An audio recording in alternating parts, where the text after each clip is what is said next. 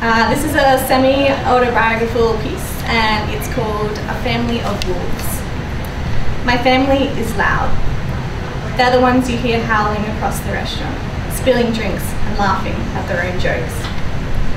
They're the ones who growl in movie theatres and feel the need to yell during phone calls.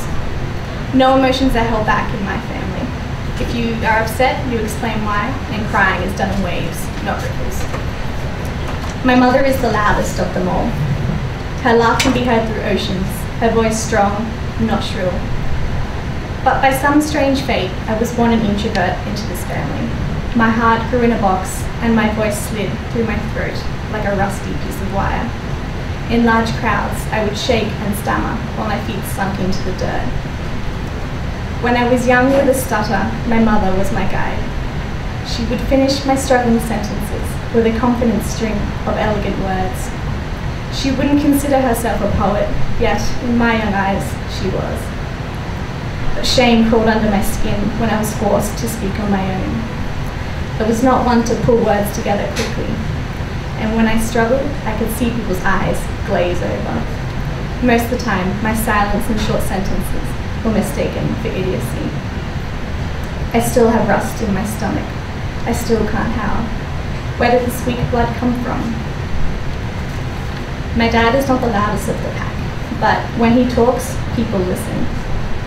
He knew Mum couldn't be my poet forever, but he didn't want me to learn to howl the way that she had learned.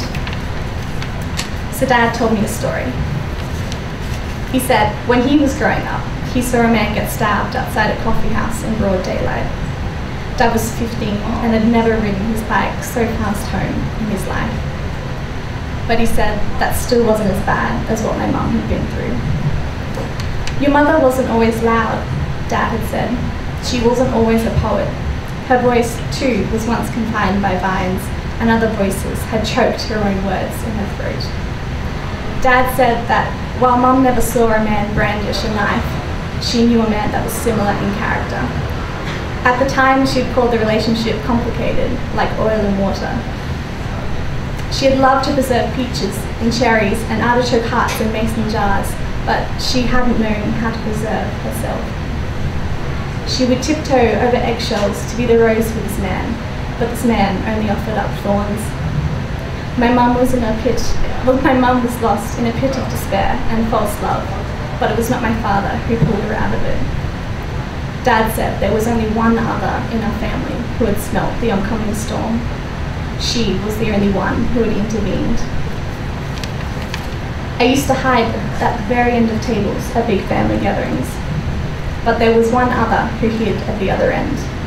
My grandma was always under a shadow. My proud Welsh grandpa would always growl a comment on everything in the conversation. My grandma would just nod and sit in silence. I didn't know that she had a howling bone in her at all. But my grandma snapped when she saw the bruises on my mum's face. So Grandma began to hunt at dusk, stalking the man through the back streets and searching for weaknesses in his house of thorns. She spent many nights creeping in her familiar shadows. She was one of the best, Dad said. One night, with a full moon above her head, my grandma crept out of her shadows. The man was limping home and smelt all bloody and bitter. Although my grandma's howl was quiet, she was efficient in snapping bones, slashing tendons, and tearing flesh. She torched the house of thorns and growled at my grandpa until they moved across the country. Even though my mother was safe, she still had thorns in her. It took a long time for her to heal. But my grandma never let her forget that she was a wolf and that she should howl like one. Your blood's not weak, my dad said. You can howl loudly or you can howl quietly, but you always have the choice.